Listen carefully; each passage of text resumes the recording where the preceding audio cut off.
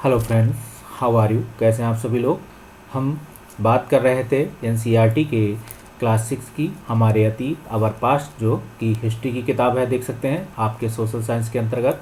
आप इस पे हम लोग चैप्टर 11 पे थे, नए साम्राज्य और राज्य पे। तो हम इसके 2 पार्ट कंप्लीट कर चुके हैं, तीसरे पार्ट की ओर बढ़ रहे हैं। देख सकते हैं कि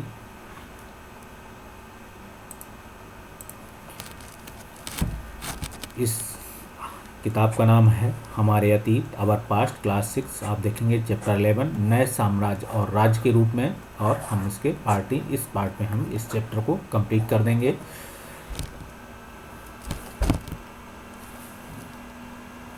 हम बात कर रहे हैं हमें ये किताब पढ़नी क्यों है। तो देख सकते हैं अगर आप यूपीएससी सीएससी प्रिपरेशन कर रहे हैं, यूपीपीसीएस की प्रिपरेशन कर रहे हैं, तैयारी कर रहे हैं, और जीएस में आप देख सकते हैं जीएस के मेंस पॉइंट ऑफ व्यू से अगर आप यूपीएससी पीसीएस में सीएससी दे एग्जाम के मेंस पे ऑप्शनल राइट में आप देख सकते हैं, और आर्ट एंड कल्चर के रूप में आप देख सकते हैं, इसे समझ सकते हैं, बहुत सारी चीज़ों को पढ़ सकते हैं। हालांकि आर्ट एंड कल्चर पे अलग से नोट्स हैं, बुक्स है, किताब है, एनसीईआरटी भी है, लेकिन आपको हिस्ट्री से ही निकला हुआ है आर्ट एंड कल्चर। तो आप इसके साथ पढ़ेंगे तो आपको बहुत सारी चीज़ें वैसे ही समझ में आ जाएंगी। फिर हम बात करेंगे कि इंडियन सोसाइटी के रूप में आप इसे देख सकते हैं कि तो इसे आप देखेंगे कि क्यों पढ़नी है। साथ ही हम बात कर रहे हैं कि अगर आपका सब्जेक्ट है, ऑप्शनल सब्जेक्ट किस में है, UPSC CSC UPPCS PCS NET दे रहे हैं, पीजीटी दे रहे हैं, तब भी आप इस बुक्स को पढ़ना चाहिए, हमारे वीडियोज़ को देख सकते हैं।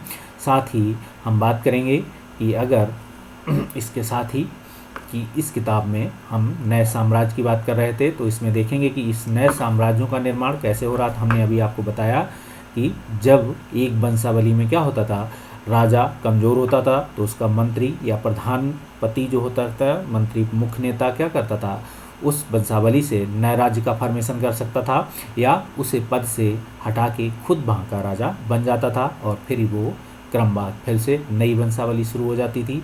अब भारत में जो किंगडम सिस्टम थी या व्यवस्था थी, राज व्यवस्था, तो आप देखेंगे आज की राज व्यवस्था नहीं, इसे पोलिटी बोलते हैं, उस समय की राज्य व्यवस्था की बात कर रहे हैं हम, एशियन काल की। तो हम बात कर रहे थे। इसके साथ ही हम बात करेंगे, इस अगर आपको तैयारी कर रहे हैं तो साथ ही आप वनडे एग्जाम भी दे रहे हैं, तब भी आपको इस चैनल को देखना चाहिए, पढ़ना चाहिए। हम बात कर रहे हैं दक्षिण भारत की राज्यों की सभाएं। तो आप देखेंगे जो नए साम्राज्यों का निर्माण हुआ, नए राज्यों का निर्माण हुआ, उसमें कुछ सभाएं होती थी। सभाएं कैसे होती थी, क्या वो लोकतांत्रिक होती थी, क्या सभाओं की क्यों आवश्यकता होती थी, आप कहें क्योंकि कहीं ना कहीं वो समस्याओं, लोगों की न्याय व्यवस्था के लिए, लोगों की सामाजिक आर्थिक समस्याओं को निपटाने के लिए। तो आप देखेंगे कि पल्लव, आपको बताया कि दक्षिण भारत का एक राज्य था, राज्य का मतलब किंगडम था। आप देखेंगे उसके अभिलेखों में कई स्थानीय सभाओं, आप देखेंगे इन स्थानीय सभाओं का मतलब है लोकल गवर्नमेंट से संदर्भित है, याद रखिएगा इसे, ये लोकल गवर्नमेंट के संदर्भ में बात कर रहे हैं। यहाँ स्थानीय स्वशासन की संदर्भ में चर्चा है ये यहीं से। तो हम इनमें से आप देखेंगे, इनमें से एक था ब्राह्मण भूस्वामियों का संगठन। तो स्थानीय सभाएं थी, ये कहीं ना कहीं लोकल लेवल की बॉडीज़ थी, तो जिन्हें सभा कहते थे, इसका नाम था सभा। तो एक क्वेश्चन कभी पूछा जाए, याद रखिएगा, पीटी में क्वेश्चन बन सकता है आपसे, ठीक है। इसका आंसर आप इसे बोल सकते हैं। ये सभाएं उप समितियों में भी थी, ये सभा होती थी, इसकी कई क्या होती थी, उप समितियाँ होती थी, आप देख सकते हैं, जिनके जरिए क्या होता था, सिंचाई, खेतीबाड़ी से जुड़े विभिन्न काम, मतलब सड़क देख सकते हैं, निर्माण का काम, स्थानीय मंदिरों की देखभाल का काम होता था, आदि काम करती थी। तो क्वेश्चन आपसे बने कि कई ऐसी अभिलेख पल्लव शासनकाल में कई ऐसी स्थानीय सभाओं की चर्चा जिन्हें होती थी, जिनमें जो क्या करते, जैसे कैसे होते थे, ब्राह्मण भूस्वामियों के संगठन, जो जिन्हें सभा कहा जाता था, कि जिन्हें क्या कहता, सभा की कई उप समितियाँ होती थी, जिससे सिंचाई, खेतीबाड़ी, सड़क निर्माण, स्थानीय मंदिर, जहाँ आप देखेंगे लोगों की समस्याओं से जुड़ी समस्याओं का हल होगा, वो स्थानीय सभाएं हो गई, लोकल गवर्नमेंट का हिस्सा हैं कहीं ना कहीं। तो हालांकि ऐसी व्यवस्था जुड़ी हुई है, लेकिन अगर आप चोल में जाएंगे तो कहीं ना कहीं स्थानीय शासन के संदर्भ में आपको बहुत सारी जानकारियाँ मिलेंगी कि स्थानीय शासन कैसे चलता था, जिसे आज पंचायती राज भारत की संविधान का हिस्सा है। तो कहीं ना कहीं ये सभाएं उस तरीके से मिलती जुलती थी। हम बात कर रहे हैं, देखेंगे जिन इलाकों की भूस्वामी ब्राह्मण नहीं थे, उन पर क्या होता था, वहाँ उर नामक क्या करते थे, ग्राम सभा के होने की बात कही गई है कि जिन इलाकों में क्या थे, ब्राह्मण भूस्वामी नहीं थे, तो आप देखेंगे वहाँ उर नामक एक ग्राम सभा बनती थी, तो होने की बात कही गई है। नगरम, एक नगरम की बात है, ये क्वेश्चन यूपीएससी भी पूछ चुका है, ये उर भी पूछ चुका है, आप ध्यान दीजिएगा। व्यापारियों के एक संगठन का नाम था, नगरम कैसे बोला जाता है, तो व्यापारियों के एक संगठन का नाम था। क्वेश्चन आपसे पीटी में पूछा जाए, इसे आप मारिएगा। साथ ही ये आर्ट एंड कल्चर का भी पार्ट है।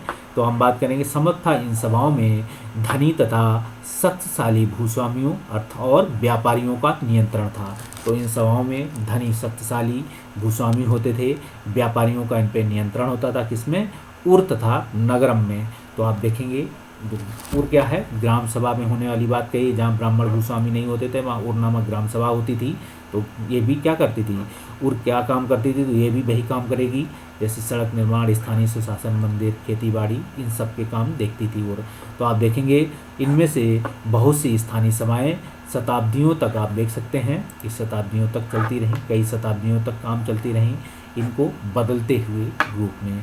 अब बात करेंगे उस ज़माने में आम लोग कैसे रहते होंगे, तो जनसाधारण के जीवन की थोड़ी बहुत झलक आप देख सकते हैं। हमें कहाँ से मिलेगी, नाटक से मिलेगी, स्रोतों से मिलेगी, बहुत सारे, जैसे हमने रविकीर्त का नाम लिया, हरिशेण का नाम लिया, दरबारी कवि थे इनके, कालिदास को देख सकते हैं, कालिदास के नाटकों में आप देख सकते हैं किस तरीके से सजीव वर्णन आपको दिखाई पड़ेंगे।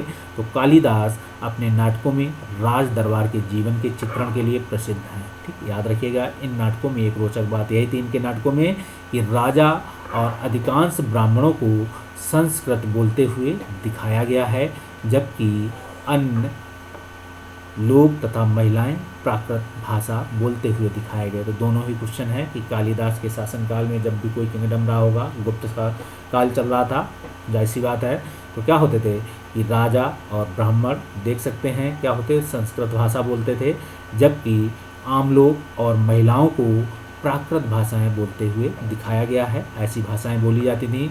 उनका सबसे प्रसिद्ध नाटक है अभिज्ञान शकुंतलम।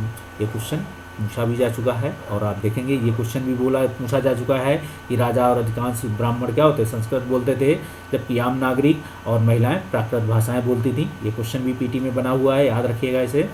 साथ ही आप देखेंगे इसे जो अभिज्ञान शकुंतलम किस पे है, दुष्यंत नामक एक राजा और शकुंतला नाम की एक युवती से प्रेम कहानी की दर्शाई गई है। आप इसे देख सकते हैं कि दुष्यंत नामक एक राजा थे और एक शकुंतला नाम की एक युवती थी।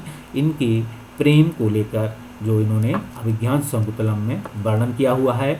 इस नाटक में आप देखेंगे एक गरीब मछुआरे के साथ क्या हुआ, राज कर्मचारियों के दुर्व्यवहार की बात भी कही गई है। इस नाटक में आप देखेंगे एक गरीब मछुआरा था के साथ एक राज कर्मचारी के दुर्व्यवहार की बात भी इस नाटक में दर्शाई गई है।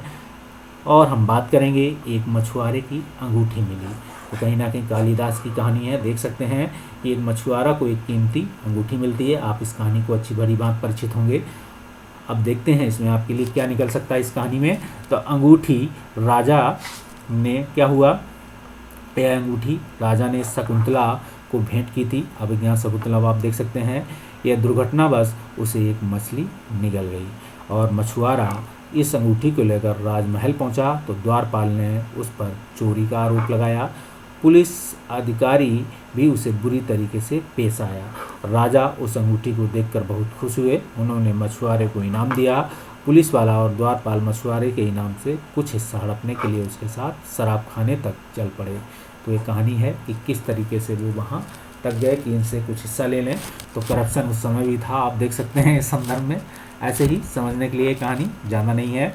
हम देख सकते हैं चीनी यात्री थे फासियन। तो आप देखेंगे फासियन का नाम है, तो आपका ध्यान उन लोगों की दुर्गति पर भी गया हुआ है जिन्होंने क्या हुआ,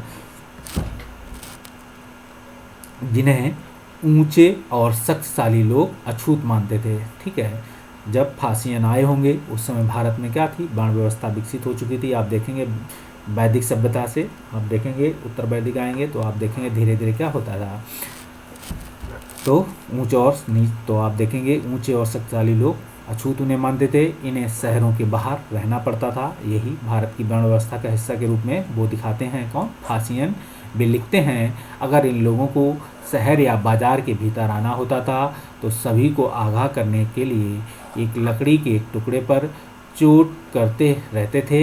यह आवाज़ सुनकर लोग सतर्क होकर अपने को छू जाने से या किसी भी प्रकार के संपर्क से बचते थे। इस तरीके की पहले की सामाजिक व्यवस्थाएं थी, लेकिन धीरे धीरे आप देखेंगे कहीं ना कहीं। तो लिखते हैं फासियन, तो इस बार लिखते हैं कि एक जगह बाणभट्ट द्वारा बाणभट्ट द्वारा अभियान पर निकली राजा की सेना का बड़ा सजीव चित्रण दिखाया गया है। तो आप देखेंगे एक जगह राजा की सेना जा रही है, तो राजा दिखा रहे हैं कि राजा बड़ी मात्रा में साजो सामान लेकर यात्रा करते थे। सभी लोग जानते थे कि हथियारों के अतिरिक्त क्या होते हैं, रोज़मर्रा के उपयोग आने वाली चीज़ें थी, जैसे बर्तन और असबाब, जिसमें सोने के पायदान भी शामिल होते थे, खाने पीने का सामान, बकरी, हिरण, खरगोश, सब्जियां, मसाले, ठीक है, कहीं उनका तंबू लगेगा वहीं खाना पीना बनेगा। तो आप देखेंगे विभिन्न प्रकार की चीज़ें शामिल होती थी। ये सारी चीज़ें ठेले, गाड़ियों पर या ऊँटों पर तथा हाथियों जैसे सामान ढोने वाले जानवरों की पीठ पर लाद कर ले जाया करती थीं। इस विशाल सेना के साथ साथ संगीतकार भी होते थे, नगाड़े जाते थे, बिगुल और तुरही बजाते हुए लोग चलते रहते थे, ठीक है। एक आवाज़ संदेश के रूप में रास्ते में पड़ने वाले गांव को उनका सत्कार करना पड़ता था, ऐसा राजा के सम्मान में किया जाता था। वे दही, गुड़, फूलों का उपहार लाते थे, जानवरों को चारा देते थे, राजा से मिलना चाहते थे ताकि अपनी शिकायत या कोई अनुरोध उनके सामने रख सकें। पर ये सेनाएं अपने पीछे विनाश और विध्वंस की निशानी छोड़ जाती थीं। आप देखेंगे अक्सर गांव वालों की झोपड़ियां कुचल डालते थे, व्यापारियों के काफिले से जूते बैल, ठीक है, इस हलचल भरे माहौल से डरकर भाग खड़े होते थे। बाणभट्ट लिखते हैं कि पूरी दुनिया धूल के गर्त में डूब जाती है। तो आप देखेंगे कहीं ना कहीं बाणभट्ट की स्टेटमेंट अगर आपको लिखने कभी आ जाए तो आप इसे तैयार रखिएगा। मेंस पॉइंट ऑफ व्यू से ऑप्शनल के सब्जेक्ट होंगे, पूरी दुनिया धूल के गर्त में डूब जाती है, यहाँ से क्वेश्चन बन सकता है। किस तरीके की व्यवस्था थी हम बात करेंगे। इस तरीके से हम चैप्टर ख़त्म करते हैं। अब एक अन्यत्र नामक कहानी आपको सुनाते हैं। आप देखेंगे मानचित्र 6 में आप देखेंगे क्या था, भारत के साथ साथ इस समय के दौर में विश्व के अन्य हिस्सों में क्या घटनाएं घट रही थीं। तो अब चलते हैं आज हम अरब की ओर। तो अरब प्रायद्वीप को देख सकते हैं मानचित्र में। मरुभूमि होने से सदियों से अरब क्या था, यातायात का एक बड़ा केंद्र था। दरअसल आप देखेंगे अरब व्यापारी और नाविकों ने क्या किया, भारत और यूरोप के बीच समुद्री व्यापार बढ़ाने की महत्वपूर्ण भूमिका निभाई थी। अरब व्यापारी और नाविकों ने, याद रखिएगा, क्वेश्चन कभी आपसे क्वेश्चन पूछा जाए तो याद रखिएगा, पीटी में बन सकता है आपसे। और अरब में रहने वाले अन्य लोगों में बेदुइन थे, तो बेदुइन पूछा जा सकता है कौन थे। तो अरब में रहने वाले अन्य लोग बेदुइन थे, जो घुमक्कड़ कबीले के लोग होते थे। ये क्वेश्चन आप देखेंगे बेदुइन बोल, जिसे ये एक जनजाति के रूप में है, याद रखिएगा। ये ज्योग्राफी में आप जाएंगे तो आप पूछेंगे कि बेद्दू या बेद कहाँ के निवासी हैं, तो अरब प्रायद्वीप के हिस्से में जाएंगे तो आप देखेंगे बेद्दा, बेद्दूस, ठीक है, बेद्दास, बहुत सारे आपको नाम मिलेंगे। अरब जब ज्योग्राफी सेक्शन जाएंगे तो अन्य लोगों से बेदुइन थे जो घुमक्कड़ कबीले के होते थे। ये क्या थे, ये मुख्य रूप से ऊँटों पर आश्रित रहते होते हैं, क्योंकि रेगिस्तान के जहाज़ थे, वहाँ ऊँट ही चल सकते थे, सर्वाइवल है, क्योंकि एक ऐसा मजबूत जानवर है जो मरुभूमि पर भी स्वस्थ रह सकता है। लगभग 1400 साल पहले पैगंबर मोहम्मद ने अरब में इस्लाम नामक नए धर्म की शुरुआत की। तो 14 साल पहले की बात हो रही उस समय। तो ईसाई धर्म की तरह इस्लाम ने भी अल्लाह को क्या किया, सर्वोपरि माना है। ईसाई धर्म की तरह इस्लाम ने भी, तो ऐसा नहीं है कि ईसाई धर्म अल्लाह को मानता है। ईसाई धर्म में ईसाई को सर्वोपरि मानते हैं, इसी तरीके से इस्लाम ने अल्लाह को सर्वोपरि माना और उनके बाद सभी को समान माना गया, ठीक है। ये सभी समान थे। यहाँ इस्लाम के पवित्र ग्रंथ कुरान का भी एक अंश दिया गया है, आप इसे पढ़ सकते हैं। अब देखिए एक कुरान का अंश है, आपको पढ़ाते हैं कि मुसलमान स्त्रियों और पुरुषों के लिए, विश्वास रखने वाले स्त्रियों और पुरुषों के लिए, भक्त स्त्रियों और पुरुषों के लिए, सच्चे स्त्रियों और पुरुषों के लिए, धैर्यवान और स्थिर मन की स्त्रियों और पुरुषों के लिए, दान देने वाले स्त्रियों और पुरुषों के लिए, उपवास रखने वाले स्त्रियों और पुरुषों के लिए, अपनी पवित्रता बनाए रखने वाले स्त्रियों और पुरुषों के लिए, अल्लाह को हमेशा याद करने वाले स्त्रियों और पुरुषों के लिए अल्लाह ने इन सब के लिए ही क्षमा और पुरस्कार रखा है। तो अलग अलग हिस्सों के लिए किसी को क्षमा, किसी को पुरस्कार। अगली 100 वर्षों के दौरान इस्लाम उत्तरी अफ्रीका, स्पेन, ईरान और भारत में फैला। तो मेन मुद्दा है कि आप देखेंगे आर्ट एंड कल्चर में धर्म आपको पढ़ना है। अगर रिलीजन तो आप देखेंगे कि इस्लाम धर्म का प्रचार प्रसार, ईसाई धर्म का प्रचार प्रसार, हिंदू धर्म का प्रचार प्रसार कैसे हुआ। सबसे नए धर्मों में आप देखेंगे कौन, ईसाई धर्म और मुस्लिम धर्म है, जिसे अल्लाह आप कहेंगे कुरान वाले। तो आप देखेंगे 1400 साल पुराना है आज से कहीं ना कहीं। कब, जिस समय गुप्त साम्राज्य हुआ करता था। तो आप देखें अरब नाविक इस महाद्वीप के तटीय बस्तियों से पहले ही परिचित थे। अब अपने साथ इस नए धर्म को भी वो लेके आए। अरब के सिपाहियों ने करीब 1300 साल पहले क्या हुआ, सिंध आज के पाकिस्तान को जीता था। तो आप देखेंगे अरब पहले आए, सबसे पहले आज का जो सिंध है जिसे हम पाकिस्तान आज के रूप में जानते हैं, पहले ये सिंध हुआ करता था। और आप देखेंगे इसी सिंध को अरब ने सबसे पहले जीता था 1300 साल पहले।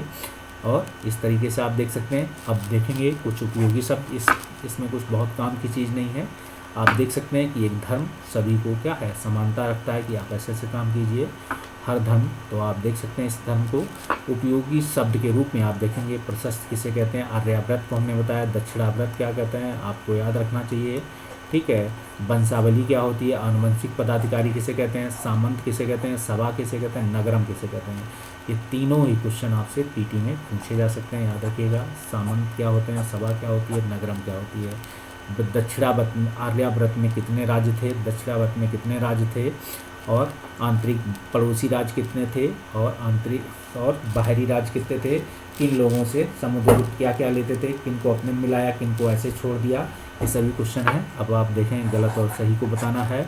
तो हर्षेण ने गौतमी पुत्र सतकर्णी की प्रशंसा में प्रशस्ति लिखी। तो हर्षेण आपको पता होना चाहिए कौन थे, हर्षवर्धन के। तो गौतमी पुत्र सतकर्णी की बात तो आप देख सकते हैं गलत है। आर्याव्रत के शासक समुद्रगुप्त के लिए भेंट लाते थे। आर्याव्रत के सभी शासकों को उन्होंने अपने अधीन लिया था, ठीक है, शासन अपने में मिला लिया था। तो भेंट की जरूरत नहीं। भेंट कौन लाते थे, भेंट लाते थे जो आज के कौन थे, उत्तर पूर्वी उत्तर पश्चिम के राज्य, और क्या थे, पूर्वी राज्य। जो बाहरी राज्य थे इनको भेंट लाने के लिए दिया गया था। और जो अन्य शासक थे कौन से, बाहरी, जैसे आप देखेंगे शक और कुषाण, श्रीलंका, इन्हों से समुद्रगुप्त ने क्या किया था, इनसे वैवाहिक संबंध स्थापित किए थे, शक, कुषाण और श्रीलंका के राज्यों के साथ। और आर्याव्रत से भेंट की बात नहीं, इनको 9 राज्य थे, 9 को अपने अधीन ले लिया था। इनके 3 अभियान 4 चले थे, आप देख सकते हैं। आर्याव्रत, दक्षिणाव्रत और आंतरिक जो आप देखेंगे पड़ोसी राज्य और बाहरी राज्य। तो कई राज्यों में इन्होंने अपने अभियान चलाए हुए थे। दक्षिणापथ में 12 शासक थे, बिल्कुल सही बात है। आप लिखिए गुप्त शासकों के नियंत्रण में 2 महत्वपूर्ण केंद्र, तक्षशिला और कौन, मदुरै। तो आप देखेंगे ये क्वेश्चन, मदुरै, तक्षशिला। तो तक्षशिला मांस था लेकिन मदुरै हिस्सा नहीं आता था। अहल पल्लवों की राजधानी है। तो अहल किसकी थी, पुलकेशन द्वितीय। आप देखें चालुक्यों की राजधानी है, इसे देख सकते हैं। ये राजधानियाँ आपसे पूछी जाएंगी, याद रखिएगा। महत्वपूर्ण केंद्र पूछे जाएंगे। दक्षिण भारत में स्थानीय सभाएं सदियों तक काम करती हैं। दक्षिण भारत में जो स्थानीय सभाएं सदियों तक काम करती रहीं, बिल्कुल है, कई वर्षों तक। आप देखेंगे ऐसे 3 लेखकों के नाम बताओ जिन्होंने हर्षवर्धन के बारे में लिखा है। तो आप बता सकते हैं, बहुत ही सिंपल है, ठीक है। ऐसे युग में तानसेन, फासेन और कौन थे, हर्षेन। आप लिख सकते हैं। सैन्य संगठन के बारे में क्या बदलाव आए, आप देखेंगे सैन्य संगठन में क्या था, पहले परंपरा में रखते रहे, फिर धीरे धीरे क्या था, उनको वंशावली के रूप में पद दिए जाने लगे, फिर धीरे धीरे और भी चीज़ें बदलती गई। तो आप इन्हें देख सकते हैं। इस काल की प्रशासनिक व्यवस्था में तुम्हें क्या क्या नई चीज़ें दिखाई देती हैं। नगरम की बात की थी, सभा की बात की थी, उर की बात की थी, और भी इन चीज़ों को देखा था। अब देखते हैं कुछ तिथियों के। गुप्त वंश की शुरुआत 1700 साल पहले, हर्षवर्धन का शासन 1400 साल पहले। आप देखेंगे क्या तुम्हें लगता है कि समुद्रगुप्त की भूमिका अदा करने के लिए अरविंदो। तो आप देख सकते हैं इसकी ज़रूरत नहीं है कि आप प्रशस्तियों को पढ़कर आम लोग समझ लेते होंगे कि अपने उत्तर के कारण बताओ। तो प्रशस्तियाँ आम लोग कैसे पढ़ सकते थे, उस समय की तो प्रशस्तियाँ नहीं पढ़ सकते थे। उस समय आम लोग क्या था, अधिकतर प्रशस्तियाँ किस में लिखी हुई हैं, संस्कृत भाषा में या आम भाषा में लिखी हुई होती तो लोग पढ़ सकते हैं, क्योंकि संस्कृत और आम प्राकृत भाषा बोली जाती थी, तो अलग अलग चीज़ें थी, इन्हें आप देख सकते हैं। और आप देखेंगे कि साथ ही इसकी ज़रूरत नहीं, अगर आप कहीं रिसर्च कर रहे हैं तो आप इनको देख सकते हैं। तो आज का युद्ध का असर जनसाधारण पर किस तरीके से पड़ता है, तो आज युद्ध का असर, ये एक इंटरनल सिक्योरिटी का क्वेश्चन है आपके लिए हिस्ट्री में, इसे देख सकते हैं। ये इंटरनल सिक्योरिटी का क्वेश्चन बनता है आपसे, याद रखिएगा कि आज युद्ध का असर जनसाधारण पर किस तरीके से पड़ता है, क्वेश्चन लिख सकते हैं इंटरनल सिक्योरिटी पे। तो मिलेंगे अगले चैप्टर पे। आई होप हमारा बताया हुआ आपको अच्छा लगा होगा। अगर आपको अच्छा लगा हुआ है तो आप इंद्राज सिविल सर्विसेज को लाइक करें और हमारे चैनल को क्या करें, लाइक और सब्सक्राइब, व्यूज़, कमेंट दें और आगे बढ़ाएं। So thank you. बासमी मिलते हैं अगले वीडियो में, अगले चैप्टर में, तब तक के लिए बाय बाय।